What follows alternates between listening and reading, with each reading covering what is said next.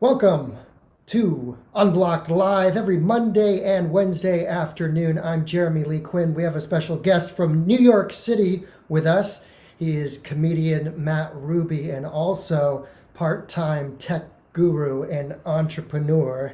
I'm going to play a little intro music.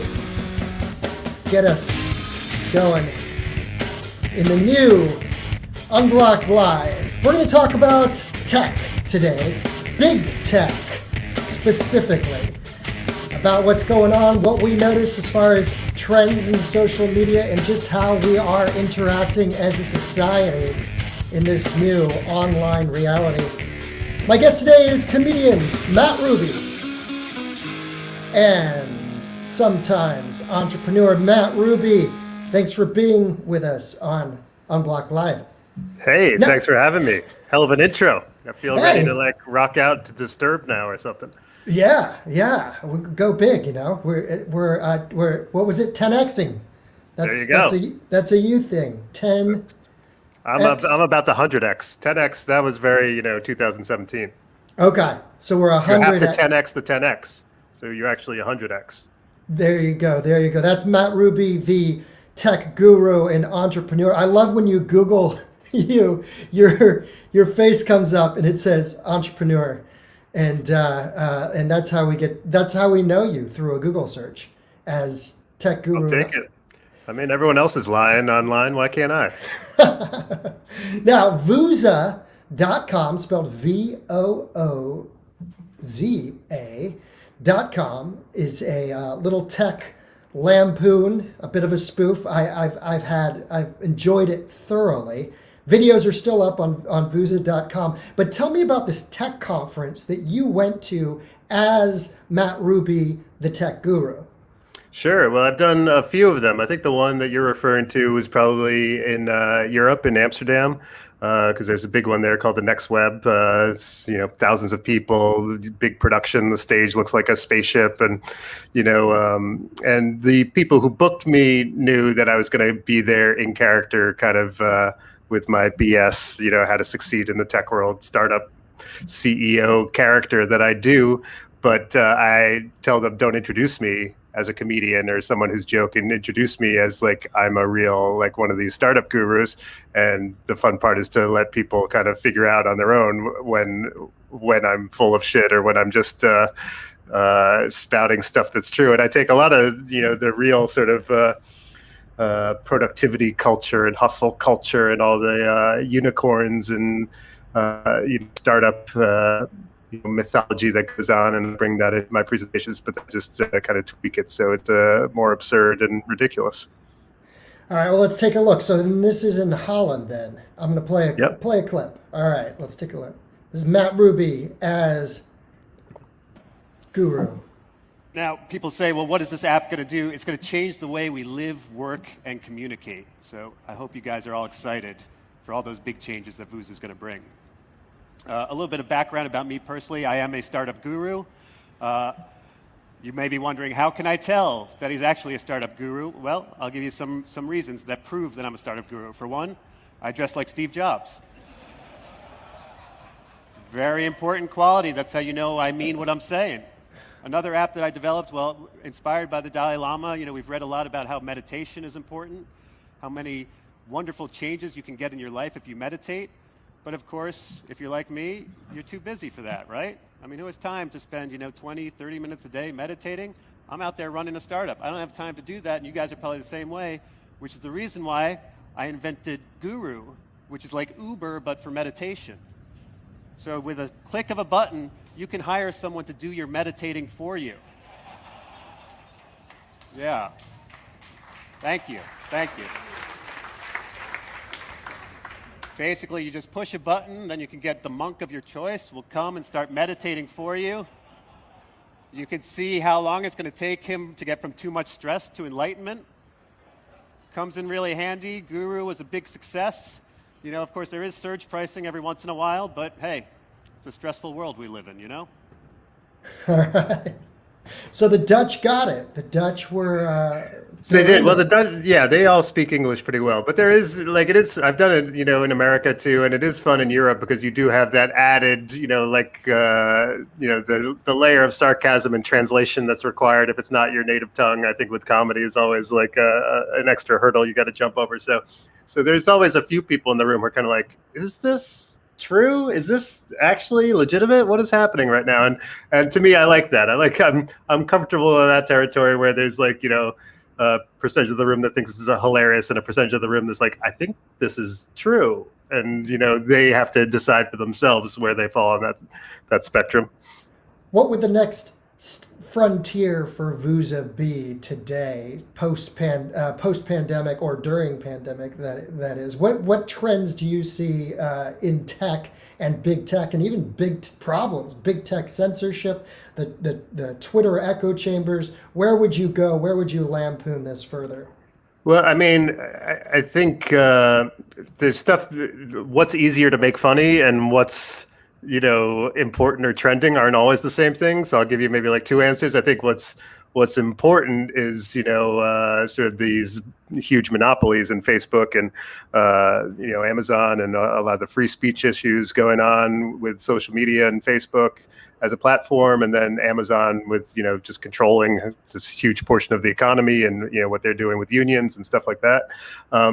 I think that stuff isn't as funny as, I would say, to me, the most lampoonable, if I can make up a word, area is just this sort of VC culture of these venture capital guys, and they've just been getting like insanely wealthy, but it's not enough for them. They also want to be like celebrities and be well known and, be part of like, the going to Mars thing is like the ultimate example of it. But they, even them on Clubhouse trying to hang out with rappers and stuff like that. It's just like, okay, look, you guys are all insanely wealthy. Can you just like shut up? Like that was the good thing about rich people for a long time. It's like they just kept to themselves and were quiet about it. But now they need to be like in your face and, telling you, how to pitch your startup and, bragging about all the world changing, incredible stuff they're doing. And it doesn't seem like, I don't know, it doesn't seem to be making our lives better overall. We seem to be funneling a lot of money to these incredibly wealthy people, and our lives don't seem to be improving for the most part. So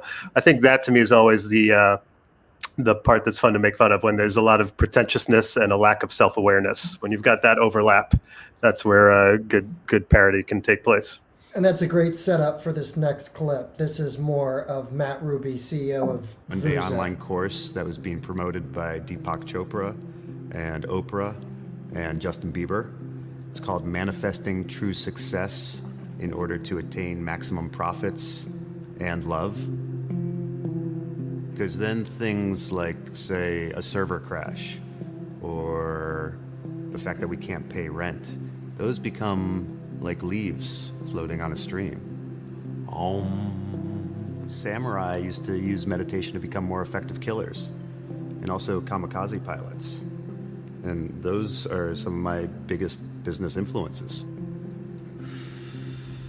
I've agreed to give my fortune to the Giving Pledge program when I eventually pass on. That's a program started by Bill Gates and William Buffett. I don't have a fortune as of now, but I've already pledged my eventual fortune. And wow, I think the Buddha would be pretty impressed by that. I think I got some karma points coming my way. Well, my hope is that the mindfulness culture I'm instilling here will optimize work performance and provide genuine fulfillment and happiness for my employees. You want to keep it down? I'm trying to meditate in here. And one thing I'm working on is how I can embrace TM and meditation and still fire people effectively. Feel the job entering your body, and then feel the job exiting your body as you exit through the elevator, accompanied by security. Because that's one of the challenges. How do you be mindful and also very cruel, but not feel bad about it?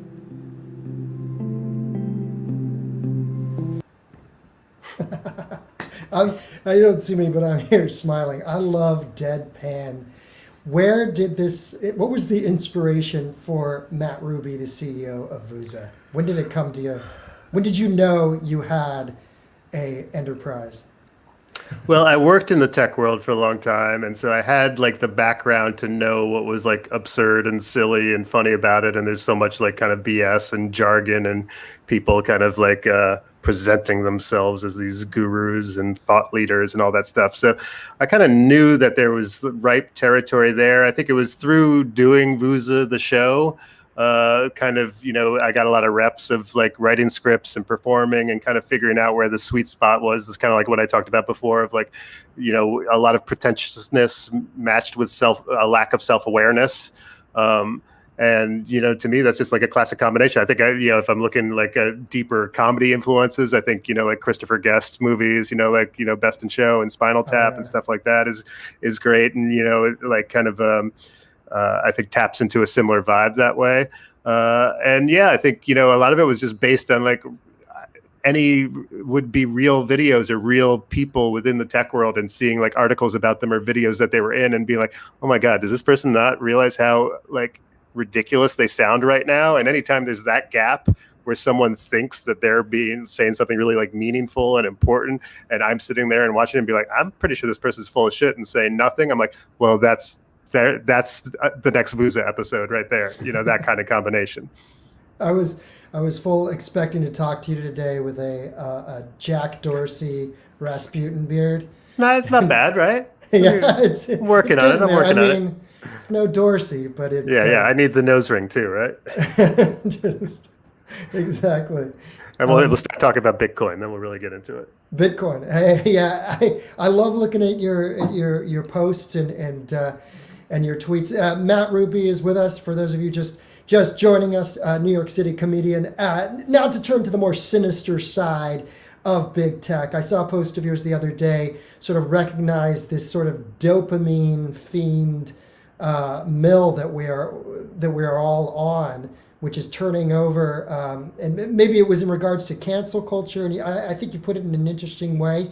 I've been following it very closely. I traced the entire tweet storm that was launched at Gina Carano and published that recently. So it's, and then you have another thing with Dr. Seuss, and then all these issues are separate, are not necessarily comparable.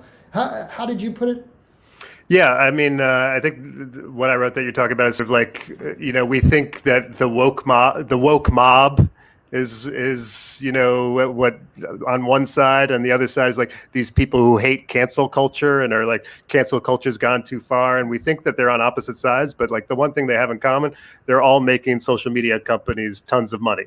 Like their outrage at each other is just the fuel that keeps this Facebook, Reddit, Twitter, like, sort of the engine of outrage, and I'm offended, and you're the enemy, and I'm the one who sees the truth in the right way, and all that back and forth. All that does is like line the pockets of people like Zuckerberg and Jack Dorsey and everyone else behind the scenes of this. And I just feel like, for me, a lot of times it's sort of like this unification theory of like, okay, there's something wrong in our society right now, or there's a problem. If you go down enough layers, if you connect enough dots, it's usually at some bottom point, like technology and predatory capitalism, like combining to like extract it out of us. So yeah, I think these tech companies are kind of like fracking our brains for attention to see how much energy they can get out of us, because that's what we're living in, this attention economy where like whatever it takes to get our attention, and the best way to get it is by angering us or making us scared or making us outraged or giving us an enemy. And it's just like this ongoing sort of cycle that I feel like we're trapped in until we as a society first off recognize it and then figure out a way out of it, either on our own or through like some amount of regulation or something. But yeah, I think there's a movie called The Social Dilemma that if people haven't seen, I think that's a good entry point into some of these issues. And yeah, but I think just like an awareness around it is the first step. Well, there's two things that come to mind. When I was tracking I tracked the Gina Carano tweet storm all the way back to tweet zero. And this is sort of a microcosm for all these other subcultures. With Star Wars fans, there's no operational security, or there's very little. Sometimes if they want to cancel somebody, they'll scramble the letters. So it only comes up to their followers but can't be searched. That's how you sort of build animus, if you put in a couple asterisks in her name. So you can be talking about that person over the period of a couple weeks, but it won't come up on the radar. And I saw them doing that because what I sort of uncover in this study is that they have other targets. Rosario Dawson is another one that they've decided is problematic. I mean, and these are women of color as well. An actress from Black Panther. They've also labeled as such. So what happens is there is this culture of where you're rewarded. It's incentivized outrage, where people huddle together, sometimes doing it very secretly. And I saw this to be congruous with not just Star Wars fans who want it their way, but other subcultures, whether it's Stop the Steal or QAnon or anti-fascists or other parts of certain subgroups within social justice movements. The idea that you can manufacture enough outrage, get people upset enough, not only that we're sharing hashtags and getting pissed off and pointing the finger and having these online throwdowns, but we're actually going out into the street now. And there were similarities to the types of hashtags that have trended and then we've seen on graffiti. One interesting thing was during the Gina Carano thing, the people who are trying to defend her were jumping on the same hashtag fired Gina Carano. And so it becomes this one... Which just amplifies the whole thing, right? It amplifies the whole thing. It's this one... Thanks for helping me, guys. Appreciate that. Now I'm trending. Awesome. Right. Now 7,000 people are tweeting about firing me, and half of them, or even more possibly, are tweeting defenses, but using the hashtag because you're like a firefighter that shows up with kerosene. You're like, I'm here to help, guys. I just got my hose. It's filled with kerosene. You're welcome. I'm here. That's exactly what it is. Except you're insisting that all the cameras turn towards you with that kerosene, right. So you can. I'm a hero, obviously. Yes, because if it, the whole point of using the hashtag is to get as many eyes on your hot take and your outrage and your one-upsmanship, and so.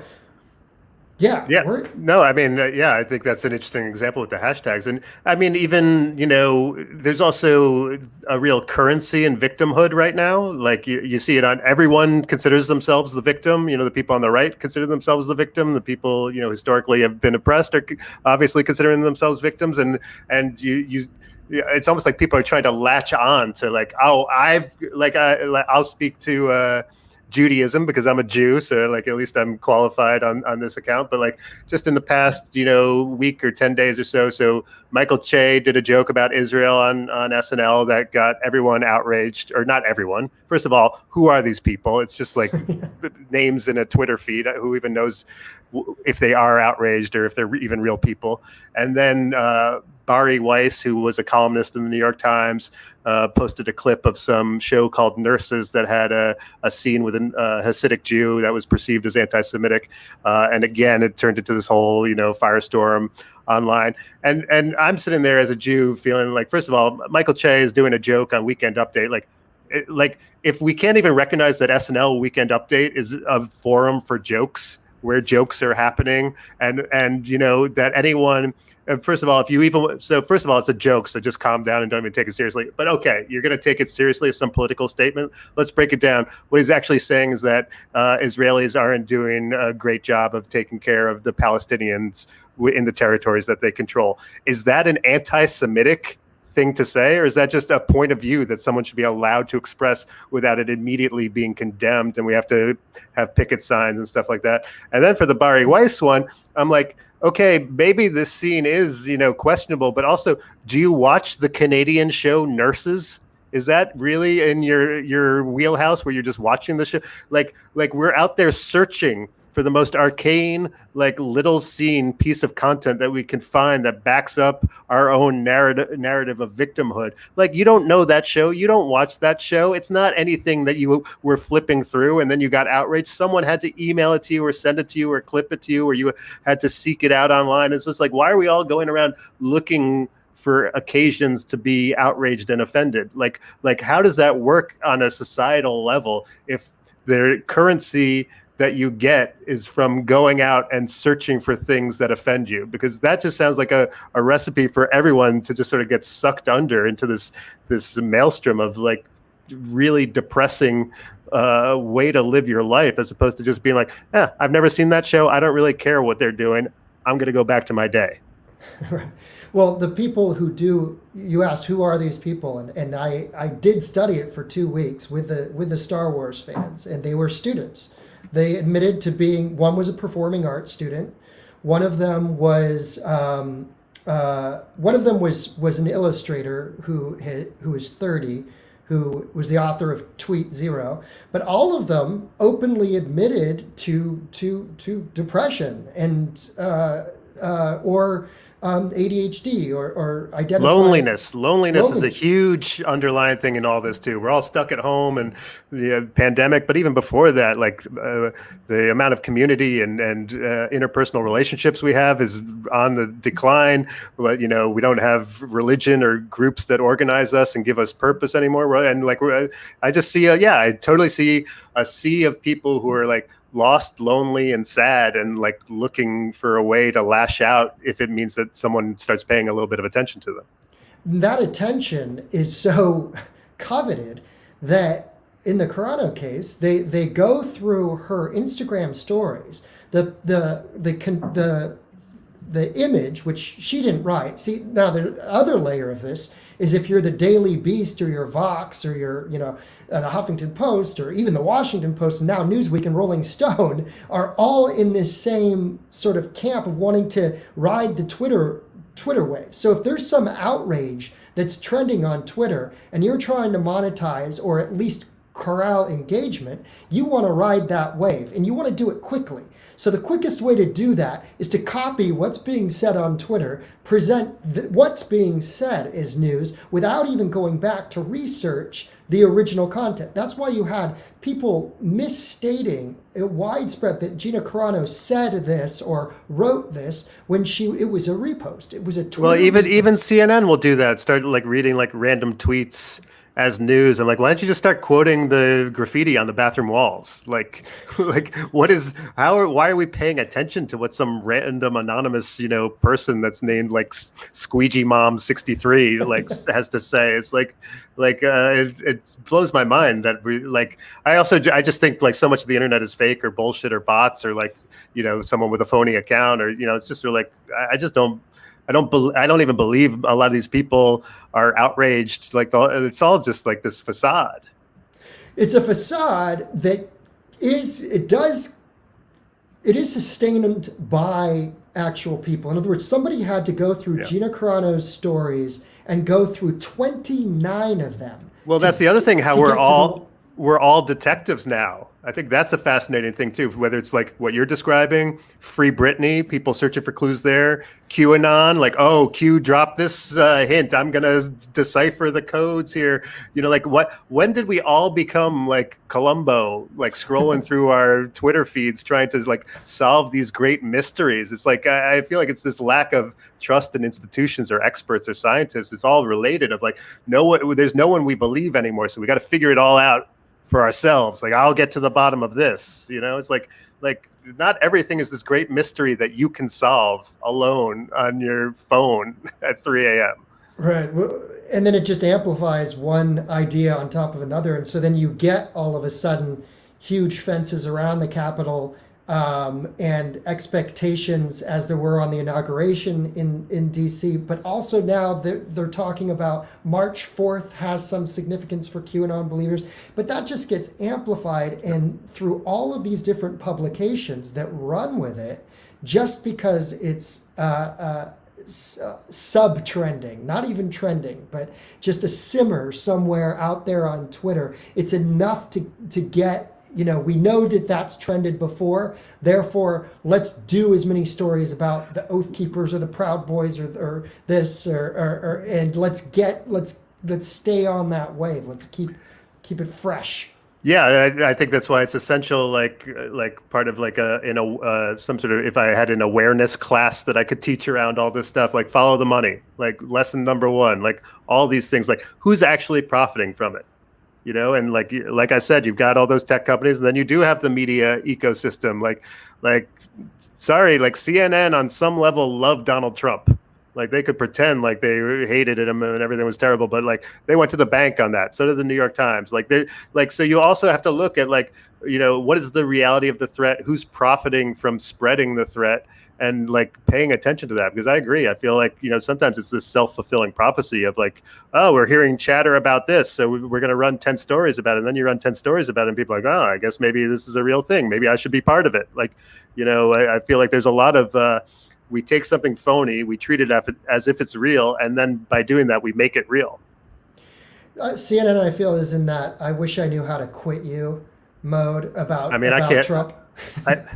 Yeah, I look, like Fox News is terrible and Newsmax and all them are off their rocker. I get that, but then I'll put on like Don Lemon or Jake Tapper, and it's just like a bunch of like eye rolling. Can you believe that? I'm like, I thought you were the news. Aren't you the news? Why are you throwing shade? Why do I feel like I'm watching like some Mexican telenovela right now, like with Don Lemon's eye rolls all the time? I'm just like, you could just tell me the news instead of performing your outrage about what's happening. It's just like this, like everyone's giving a monologue now.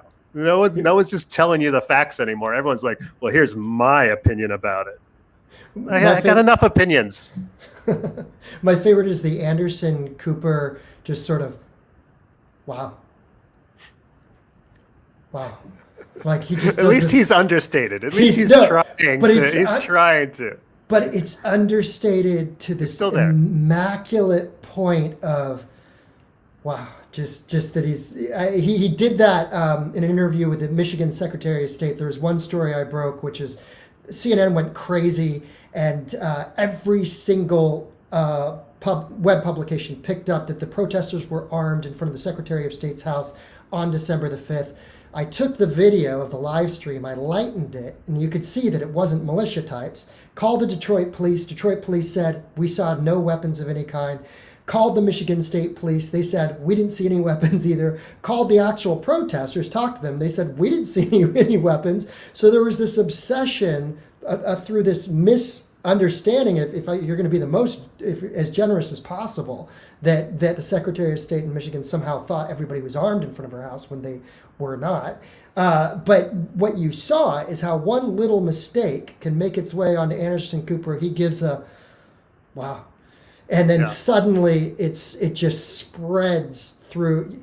Well, that would be my next lesson in my fictional course that I want to teach would be like, how badly do you want this piece of information to be true? The more you want it to be true, the more you should question it. Because I think we're all like, aha, see, I knew this Squeegee Mom 63 says she has a contact in Putin's, administration. Who's wait, who said what? Like, I know you really want that to be true, but what's the actual source? Do you have evidence? And like we get so excited, like I always hated that guy. Here, just pile on now. It's like, okay, or the more you want to be true, the more maybe you should like take a breath and wait for like a couple sources to confirm it. All right, I'm going to give a pretty powerful admission. I was a COVID hawk during, especially during March and April, and I was crunching numbers when we did not know. Of course, where you are, New York, we were seeing just the worst results and numbers coming out of New York City, and I was trying to figure out everything from the actual the rate of infection to how deadly it was.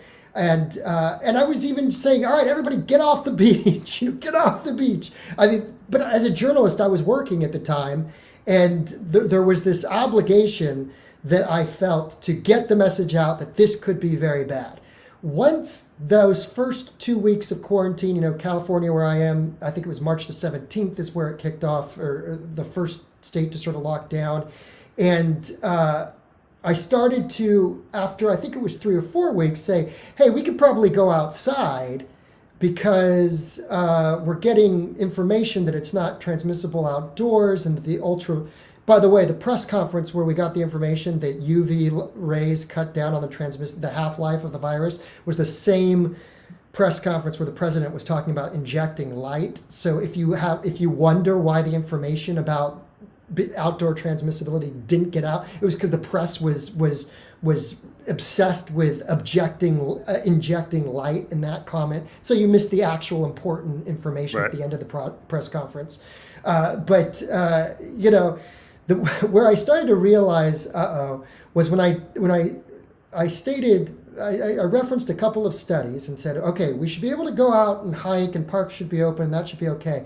And I got a no, what do you, just freaked out reaction from people of my own political sphere. I am very left, and grew up. Well, there's no nuance anymore. It's No. like you got to be all one way or all the other way. Anytime you're like, well, I mean, this is what I think, but it's complicated because it's a little bit this. People are like, oh, I can't. You're a bad person now for even crossing those streams. And then I was arguing with the other side because I had a libertarian friend from childhood who was just going full Bill Gates conspiracy theory. And so I'm just saying, well, hold on now. And he's saying, well, we should do like Sweden. And I said, well, no, we shouldn't go that far because that was a mistake. If you compare Sweden's numbers compared to Denmark and Norway, those are lives that they're not going to get back, But that was when people were talking about, oh, we're going to have to run the herd immunity gambit anyway.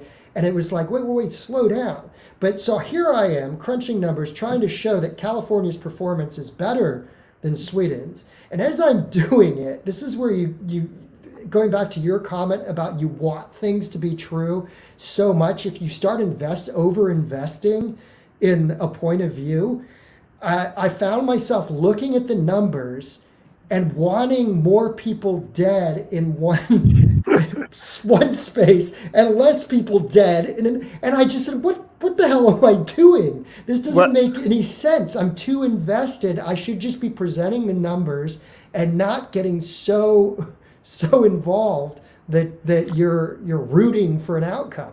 Yeah. And that makes me think of do we even care about people dying anymore? Is it a big deal? We had 500,000 people dead, and a lot of this country was yeah, whatever. So it's to me, it's interesting because it's also the people who are the most against abortion who seem to care the least. So I'm confused about the pro-life, this idea of here's my theory, because I've been trying to figure out so these pro-life people, you got to save, every fetus, but all the old people, what can you do? They're going to die. I think it's human life is sort of like a new car. And as soon as it's born, it's like you drove it off the lot. Your value as a human being immediately decreases as soon as you're actually alive and breathing. Your value goes down 20%. And then as you get older, you just have more and more miles to the point where you're like a clunker, and then your blue book value is nothing by the end. We're like, yes, all right, we put too many people in a nursing home.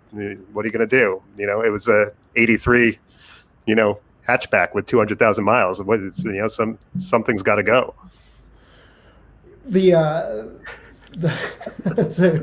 We're getting grim.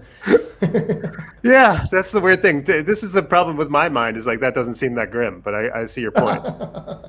Well, I just think, I do understand the libertarian perspective, which is that it's this kind of slippery slope argument, which is if you're going to start making mandates that you're eroding personal responsibility.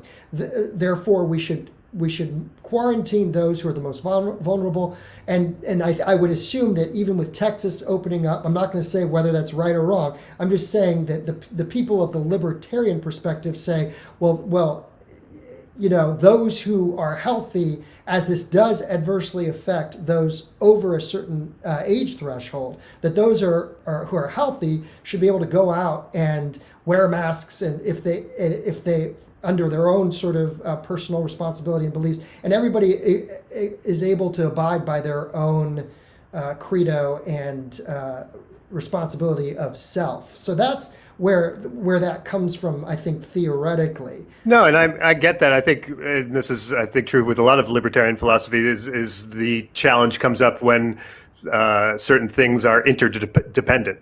Like, I'm a big believer in self-regarding versus other-regarding action. Whatever action you want to take that only impacts yourself, go ahead and do it. You want to take drugs, you want to be a prostitute, like, are you hurting someone else? If the answer is no, are you impacting someone else? If the answer is no, then go ahead and do it. The problem is when your behavior does impact other people, when other regarding behavior, pollution or climate change is a good example.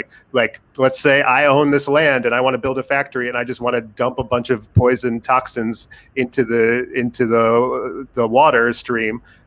It's my property. Should I be allowed to do that? No, because we actually have a social contract, and my behavior impacts others. And I think what happened with COVID was, on some level similar to that, of like, your behavior doesn't impact just you.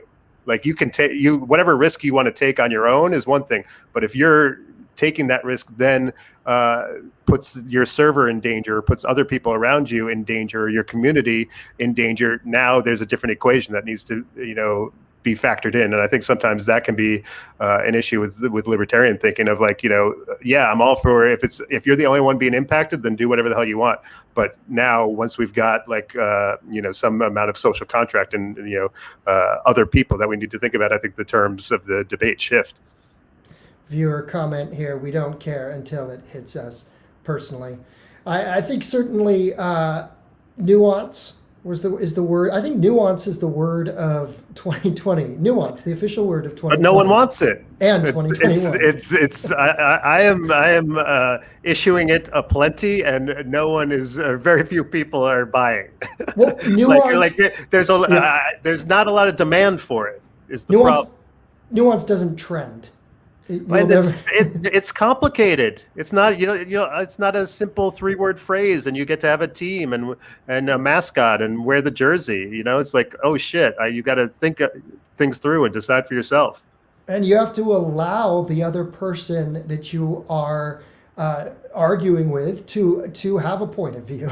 That's the other thing, is we're subtracting people's point of view and voices, and this is the side where I really sort of find myself drifting towards the libertarian or in defense of people's ability to say what they want to on the right, because I think certainly deplatforming is an insidious and counterproductive blocking itself. The reason that this is called the Unblocked podcast is not just sort of about a reference to black bloc. It's about not blocking each other, not just tuning each other. I have a best friend of 30 years who, after a piece in September came out in the New York Times, which chronicled me being under the cover of protests and discussing insurrectionary anarchist tactics, which is these black bloc tactics, which essentially went viral,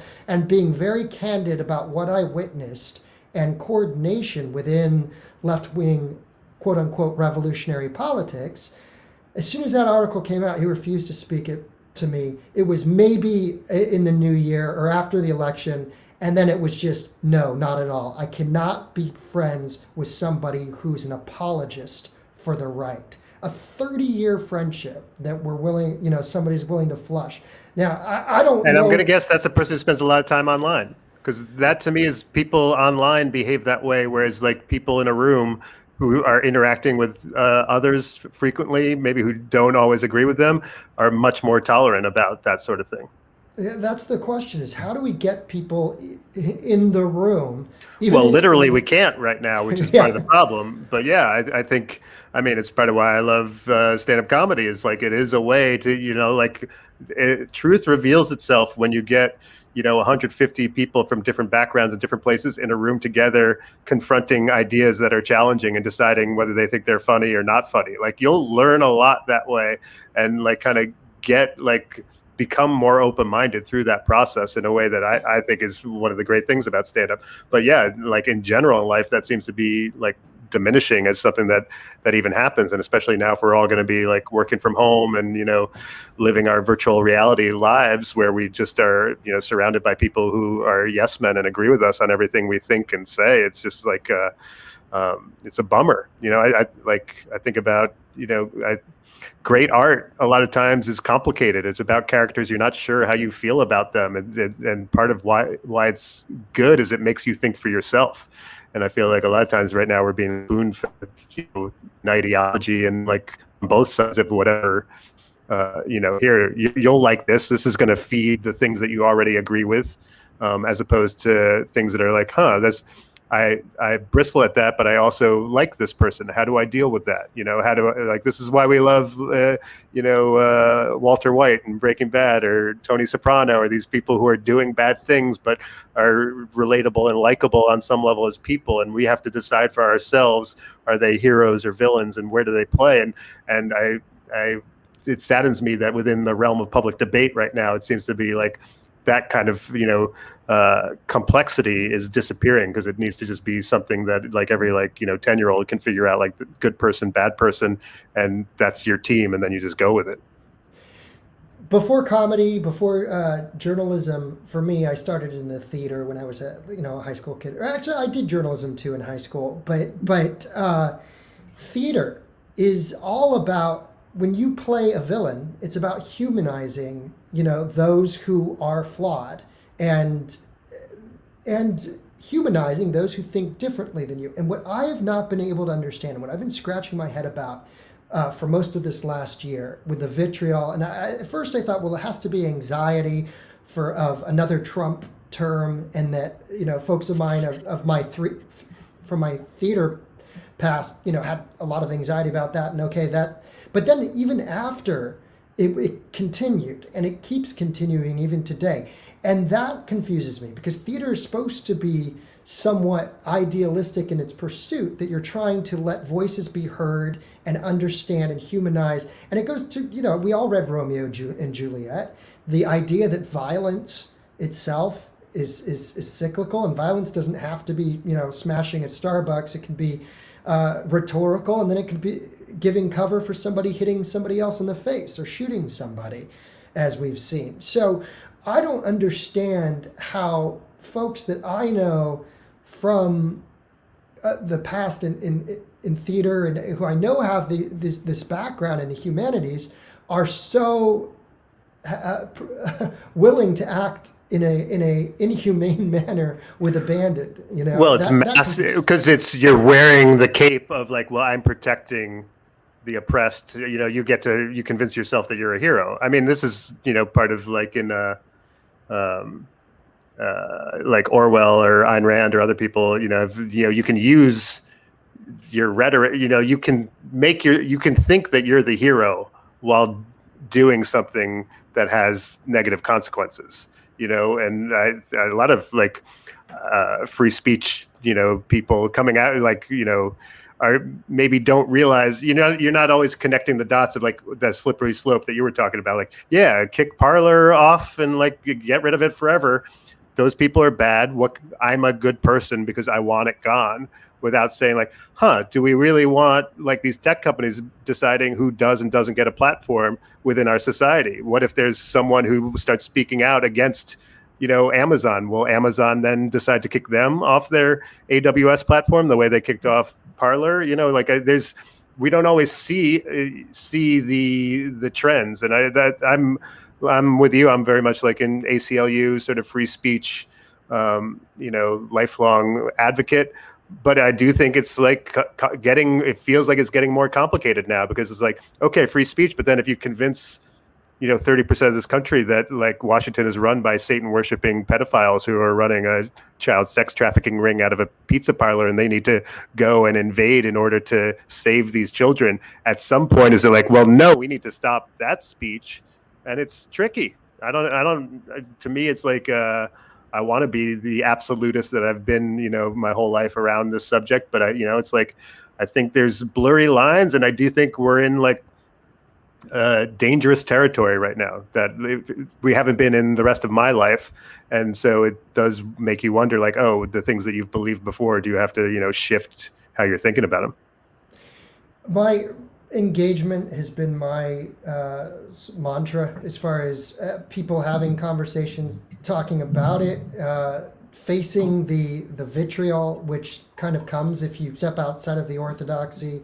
You try to have these conversations. I mean, the thing that gets so carried away, I understand that we all want to be doing the right thing, but in the name of righteousness, a lot of if you really look back in history, what humans are capable in the name of what they think is righteous is what makes it so. And humans' ability to convince themselves that they're the good ones.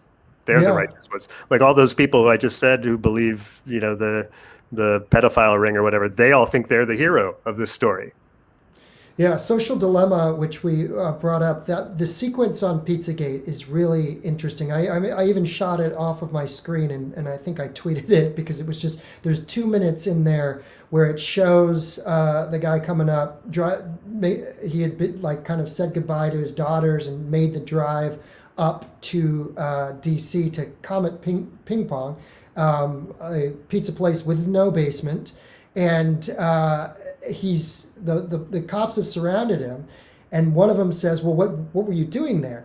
And he's like, "Well, I was looking for the pedophile ring." And the cop's like, "What?" And then the other cop is like, "Yeah, Pizzagate." He's talking about Pizzagate, and which just showed this sort of that one of them had heard of it, or at least knew that there was this sort of cultist misinformation out there, and the other one was like, "What the fuck are you talking about?" That whole sequence about Pizzagate is very interesting. Is how people how the algorithm essentially would unite people of common thought, and they still do that. I have been effectively in my reporting that one of the struggles is just getting it out to my side, the left, even though a lot of what I've uncovered in the last year was misinformation that came from the left in regards to stuff that was going on in the streets on the left. But just trying to get that out the algorithm put me to the right, and that's the same thing. Brett Weinstein, who I've talked to a couple times, he's going to be on this podcast a week from today, actually. Cool. Same thing. He was doing an Articles of Unity where he was trying to envision sort of a unity coalition, and everything got thrown to the right just because it was clashing with what was perceived to be the orthodox left. Yeah, I mean, because I'll check out people who are supposedly alt-right or right-wing or something like that, and I'll find out what they've said, and I'll be like, that doesn't sound that controversial. I don't Jordan Peterson or someone like that is you got to take accountability for your life and stand up straight and be a man, or sometimes I think it's maybe a little simplistic, but I'm like, I don't know if this is some right wing. This guy's not a Nazi. Everyone's a Nazi now, and it's just sort of it's no, you just don't like some of his ideas. That's different, and there needs to be room for not Nazis. I just disagree with you. That we need that category. Well, that's what happened to me and the New York Times reporter who did the piece, the editorial on my research project and how I'd been in the Black Bloc. Once it got to a certain influence, okay, you have certain influencers who are 100K followers or more, or 180, some of them, or 200 or 500,000 followers. Well, an influencer radical account, I'm not going to say the name because I don't want to give them any attention, but they're based out of the San Francisco Bay Area, where I'm from. My folks met at UC Berkeley, and I used to be an on-air reporter. Before I went and did comedy in New York, I was doing on-air reporting in the San Francisco Bay Area, covering anarchist tree sitters, actually, at the University of California, Berkeley. That was my first encounter with quote-unquote anarchist direct action, protest action. So that this goes back for me, but now I forgot what I was saying. I took a wrong turn. Well, I'll backtrack to something that I was thinking about as we've been talking, because so not left, not right. There's kind of wackiness on both sides. Where to me, it's sort of what's the right path?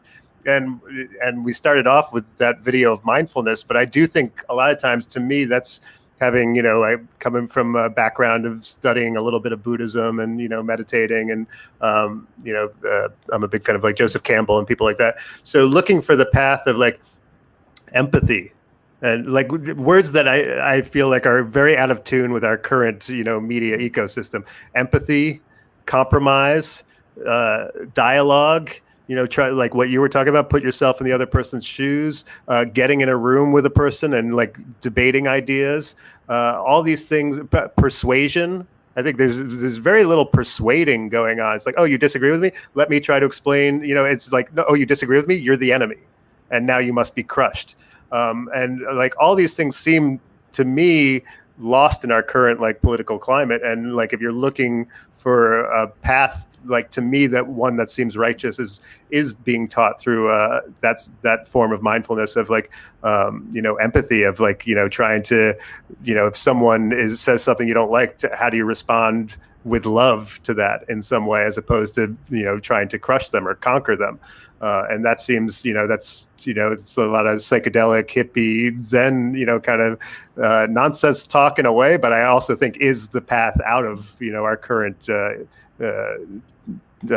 sort of jungle that we're trapped in.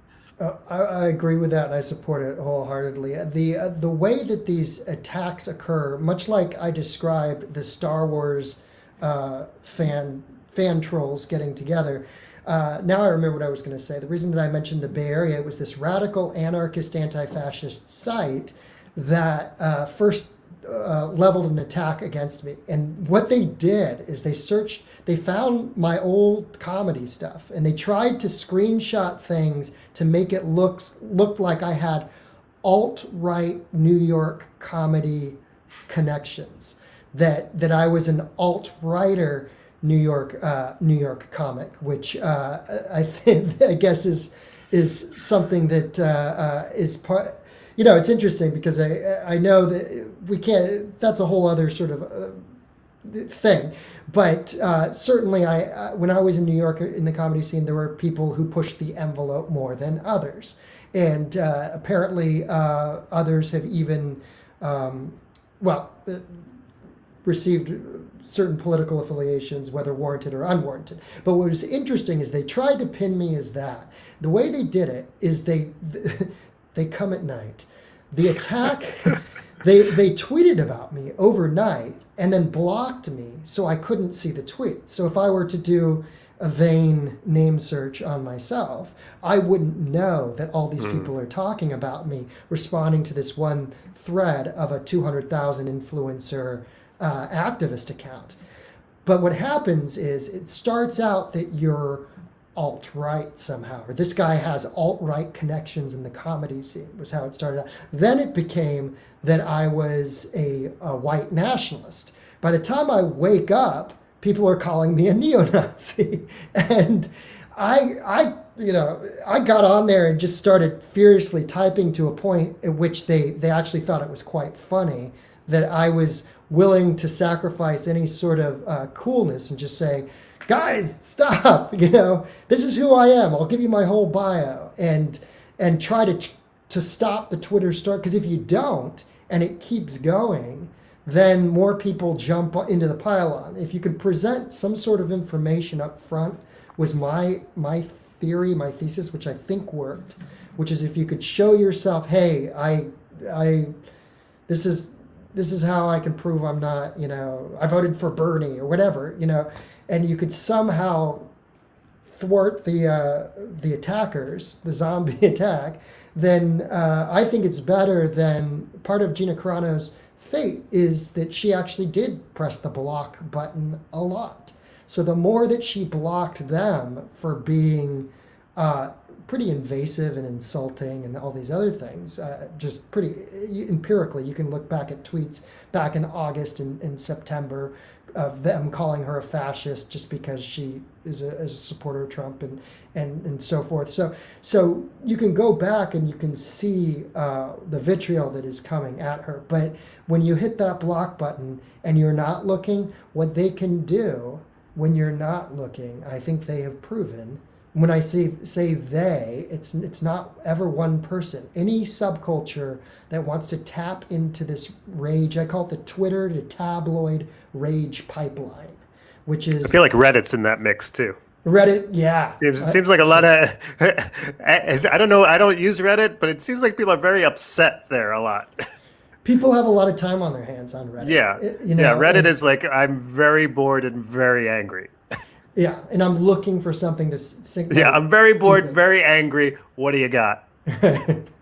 Right, and this is the thing where we say, well, nuance and so forth. Well, even without the character limitations, people are still willing to be abjectly horrible in the way that they pluck content and are rewarded for going on a persecution run with it. Well, yeah, and talking about nuance, I think it loops back to the attention economy. Nuance takes longer. Like hate is faster. Nuance is longer. And so like if it's easy, if I can just like look at the jersey that you're wearing and know that I can hate you without having to like dive deeper in it, like that makes my life more convenient. Whereas if you're going to make me think about stuff and like weigh two sides of an issue and like consider things that are complicated, like I don't have time for that. It's an immediate sort of dopamine fix or whatever it is to just satisfy this part of us. When you said the jersey, I'm reminded. I have a San Francisco Giants hat. I'm from the East Bay, as I said, and so technically more of an A's fan. But I have this hat, and I don't know where I got it, but I remember a couple times I wore it when I was doing like painting a fence or cleaning up outside and stuff. And I remember walking over to Lowe's, and this is in Los Angeles, by the way, and I'm wearing the San Francisco Giants. And the number of times that I got mad dogged of just like, yeah, that's like a Yankee Red Sox one where there's like legit beef there. Yeah, I did wear a Yankee shirt to Fenway Park at a Yankee. Which was that worse or better? I would say that the guy was drunk, and so it was. But there was enough of like other people around that it wasn't such a big deal. It was weird walking through the Lowe's parking lot and getting it, and getting it just because you have the hat on and it not being a game day. Yeah, that's weird. If you're at the stadium, that's one thing. But yeah, I do feel it's like getting into that territory where it's like, oh, but even sports fans are like, yeah, I don't like your team, but like, I'm not going to like storm the Capitol and murder people because you guys won the World Series. Yeah. Well, we hope. That's what a friend of mine over the summer is like. All of this has been Jets Giants. That it's just some sort of team rivalry in the way that we look at our political passions, and it's not getting us anywhere until we learn to step out of it. But you see the way that these publications jump in, and this is interesting. When my video was stolen at the Capitol of the Bullhorn Lady, and the reason that it was vulnerable, I thought it was going to be buried because I'd mislabeled that live cast as Black Lives Matter Plaza 5 p.m. on January the 6th, because I thought that I was going to go to Black Lives Matter Plaza, get there early before any of the night conflicts took place, because the prior dates in December and November, all of the unrest had been in the evenings between Black Bloc groups and Proud Boys, with the exception of November the 14th started very, very clearly with a Black Bloc moving on normal MAGA normies and just throwing things at them and attacking them, throwing liquid on them and assaults. And that was the daylight video of November the 14th. When I tried to bring this up, some people who are colleagues on my page from, Facebook page from Comedy in New York were just like, good, they deserved it. They support Trump. And I couldn't believe it. I mean, people that I know from, comedy shows that we've been at and so forth. And I was just racking my brain about this. And anyhow, but you're there seeing the reality of it, where I think for a lot of people it's like a video game. I think a lot of the lines are blurring of like, what's reality, what's a video game, is this happening on a screen, is there someone, even with COVID, I feel that way, like, because we don't have cameras in hospitals because of the laws. Like, I think that's part of why people aren't reacting the way they probably would if they were actually seeing the suffering. Like if you're on the ground, or like talk to a nurse or a doctor about whether COVID's a hoax, and you'll get a very different story than someone who's just been like reading Reddit.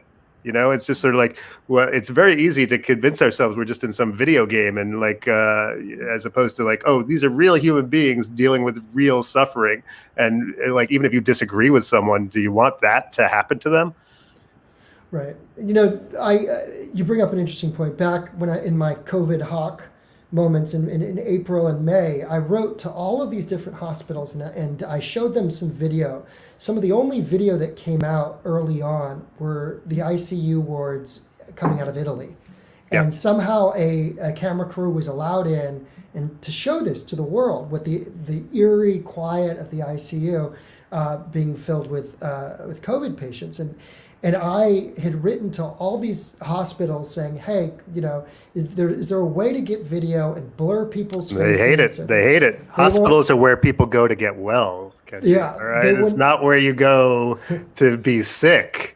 Like I see the PR teams and the risk management teams and the lawyers. I see them all in their meetings, right there, being like, "We're not going to show that. We're not going to let them do this." And I said, "But people need to see. People need to see that this is real." Yeah, and I 100% agree. It's like we live in a video culture.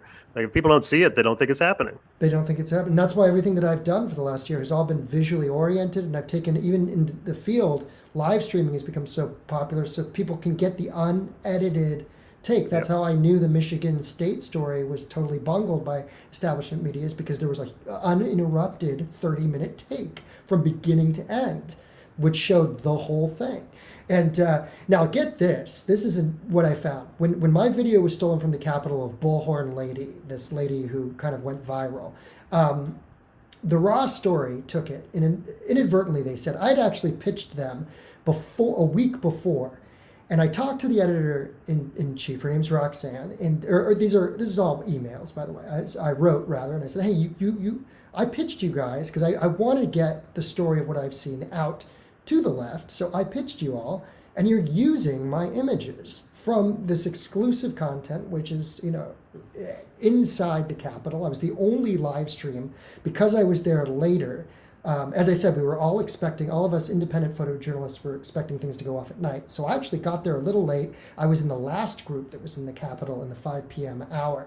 This Bullhorn Lady video comes out. It's taken by outlet after outlet is just stealing it from me and sort of stealing my thunder too. But the editor-in-chief writes back to me. She says, we publish over 80 stories, 80 to 100 stories a day, over a 20-hour publishing cycle.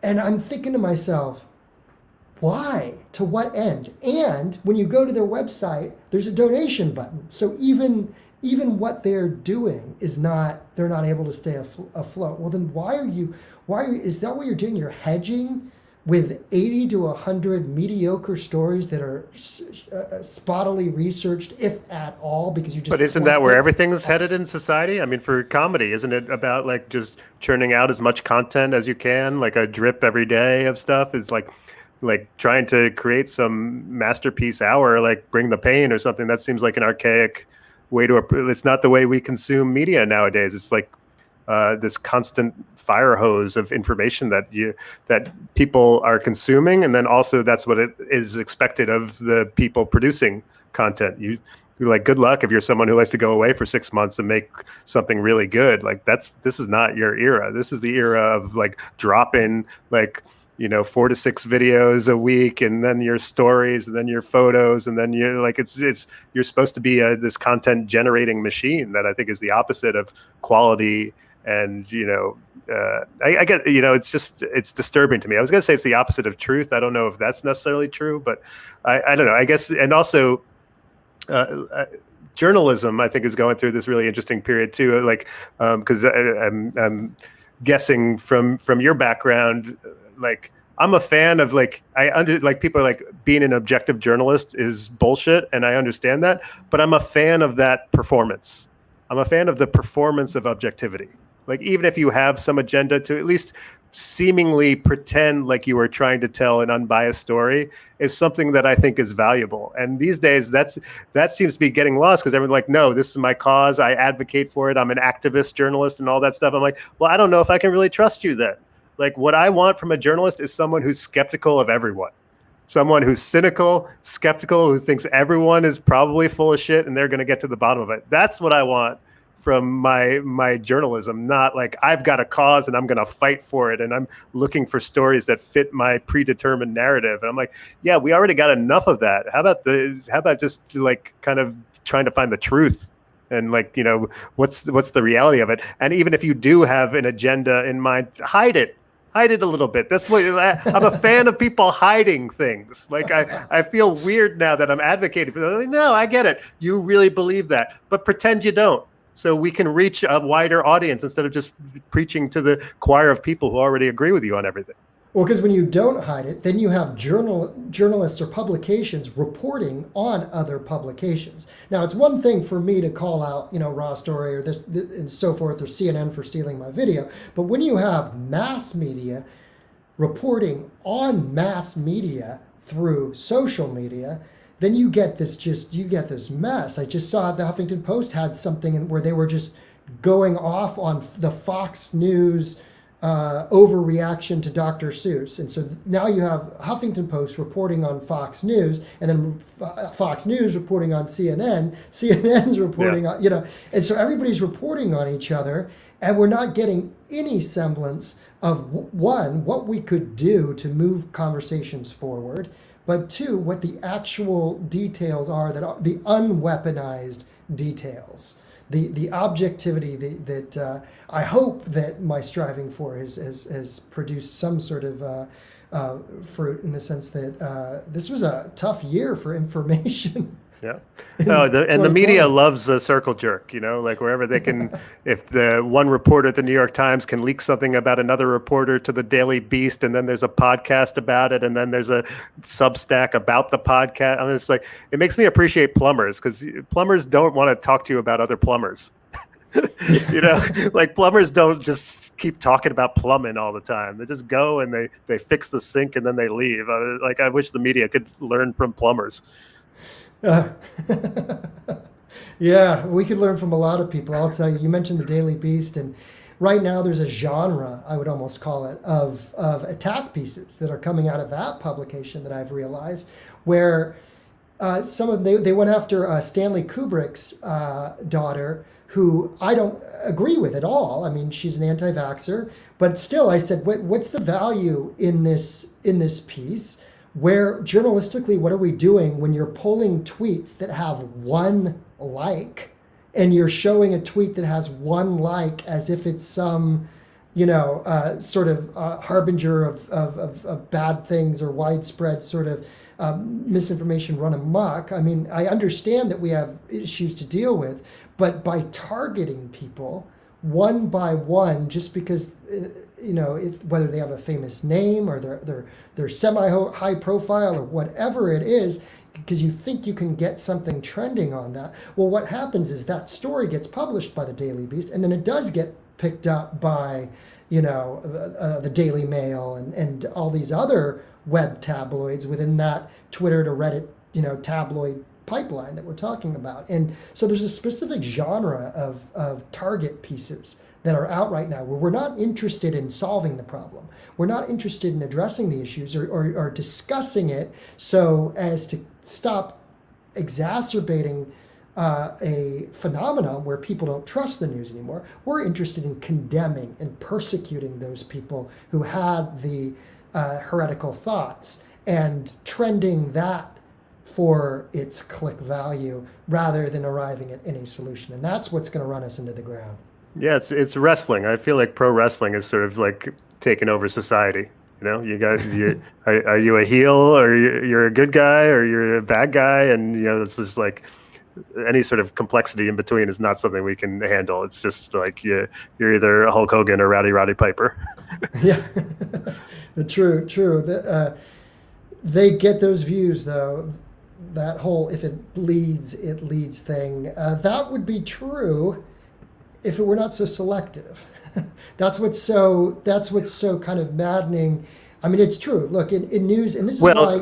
But I think what he's also, to me, if it bleeds, it leads. Like, it's also like you're inflicting the wound and then showing up with a camera to cover it. It's like Nightcrawler, you know? Right, It's like, right. like you're the one who did the thing, and then you show up with your camera to be like, look at this story I found.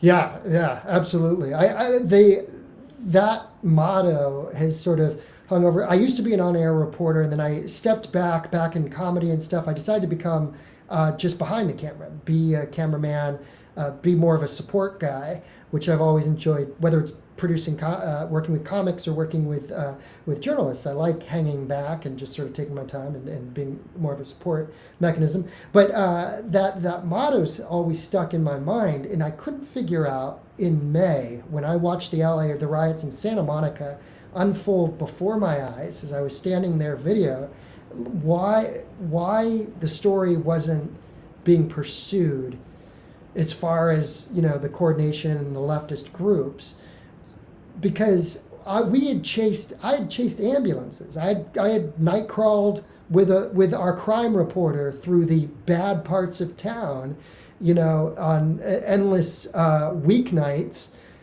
for different affiliates of networks. And so why all of a sudden were we being so selective and dropping certain parts of the story all at once? And that troubled me.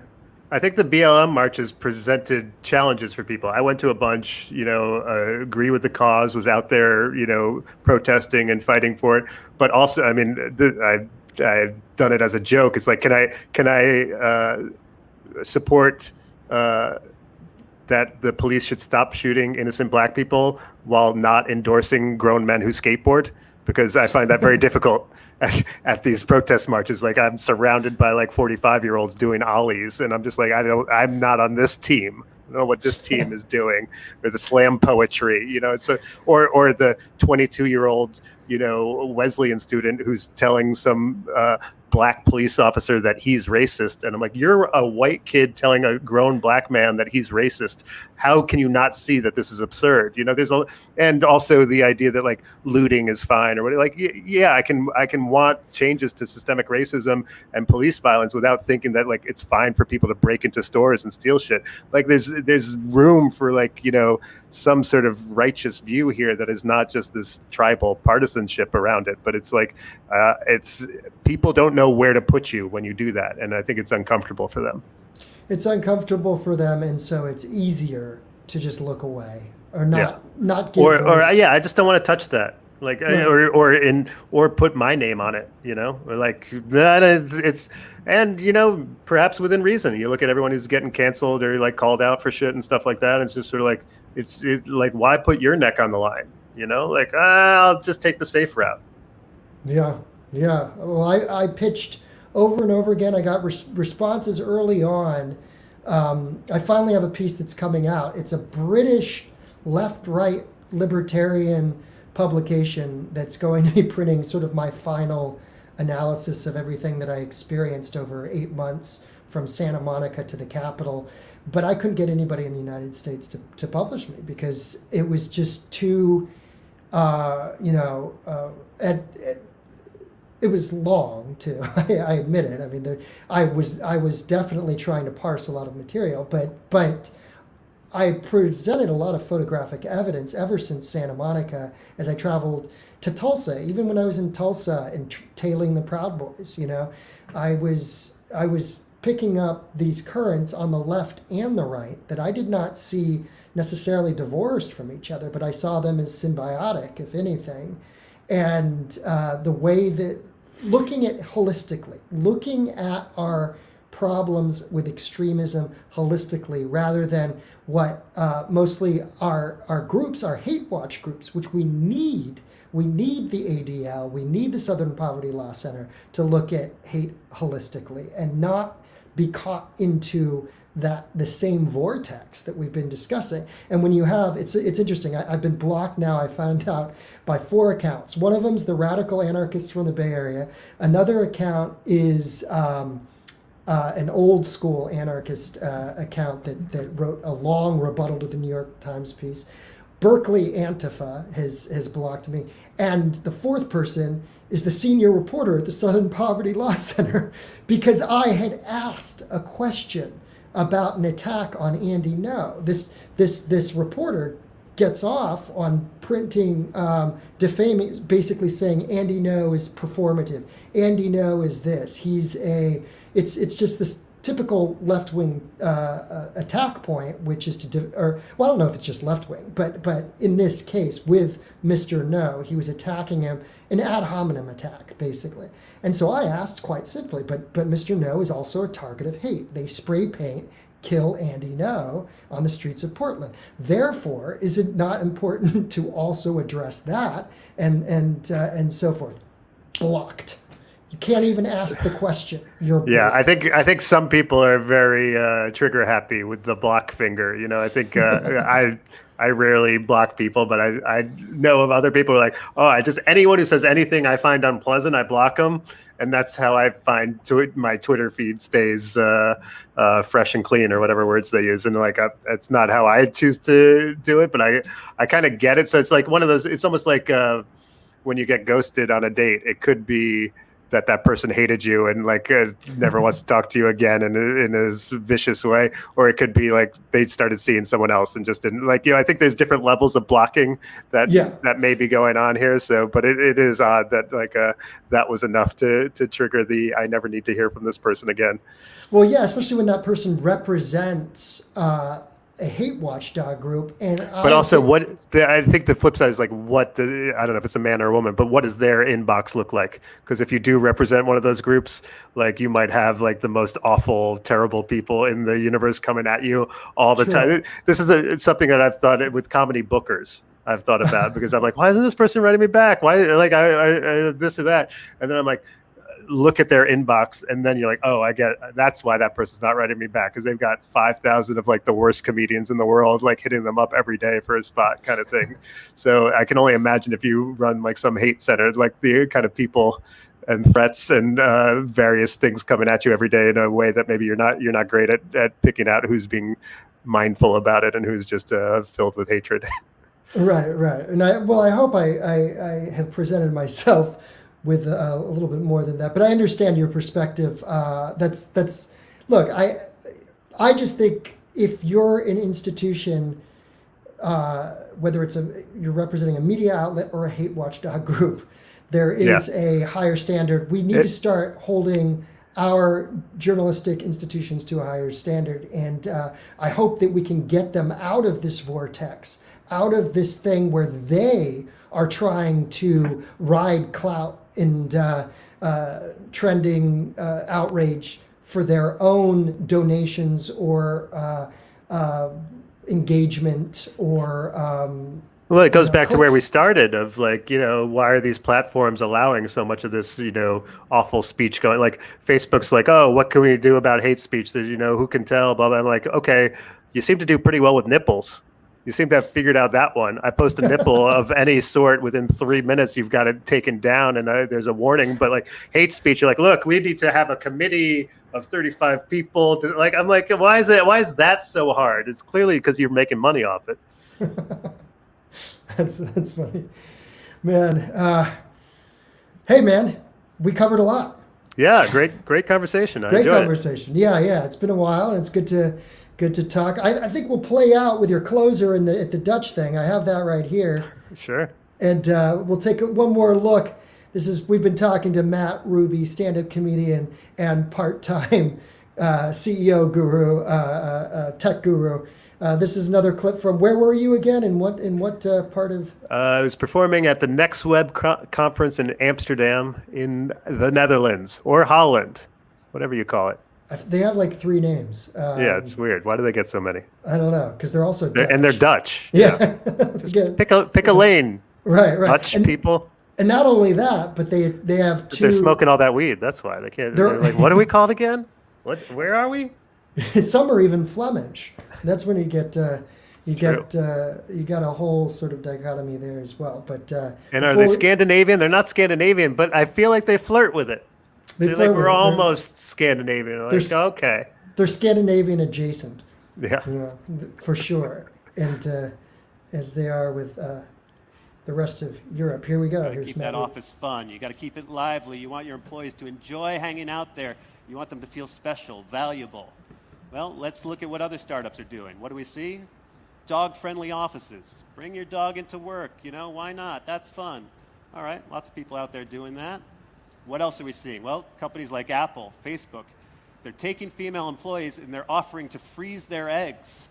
Now you don't have to worry about having a kid right away. Freeze your eggs, come back to that later. Great office perk. So again, how do we 100x this? What is the 100x version? Well, I'll tell you what we started doing at Vooza. We offer to freeze your dog's eggs. That's right. Your dog does not have to worry about having a litter right now. Thank you. Thank you. Because I got to be honest, your dog can't afford to slow down right now. All right? Your dog has puppies, going to fall behind at the dog park. Going to be losing out to all the other dogs. You need your dog to excel. And along the same lines, I highly recommend a book, Lean In and Roll Over. Dogs Work in the Will to Lead, written by Rufus Sandberg. And please give this book to your dogs. They probably will just chew up the pages and spit it out, but that's fine. That's how you're supposed to read this book. So I really hope you guys have enjoyed this. Again, my name is Matt Ruby. Get in touch with me. We've also got a lot of videos at our startup site at vuza.com. And that's all, folks. Matt Ruby. Thanks for being with us. Where can people find you? Well, I've been working hard on my Rubes letter, which is my weekly newsletter. You can subscribe at mattruby.substack.com. A lot of stuff about like tech and politics and comedy in there. And I got a website, mattrubycomedy.com. I have a Twitter at mattruby, and I'm on Instagram at rubymatt. And I feel like that's enough things. I got a new special called Feels Like Matt Ruby. It's free on YouTube, or you can stream it on Spotify or iTunes or wherever you listen to your music. Y'all, it's Matt Ruby. Thanks for being with us on another afternoon of Unblocked Live. Next Monday, I'm going to be talking with Kim Brown. That's going to be centered around Minneapolis and police reform as the jury selection gets underway in Minneapolis. And then a week from today, we have Brett Weinstein on the podcast. Spread the word. Thank you to all of you whose comments I didn't get to. Thanks for being supportive of Unblocked Live. Thanks to Matt Ruby. We'll catch you next time. Bye.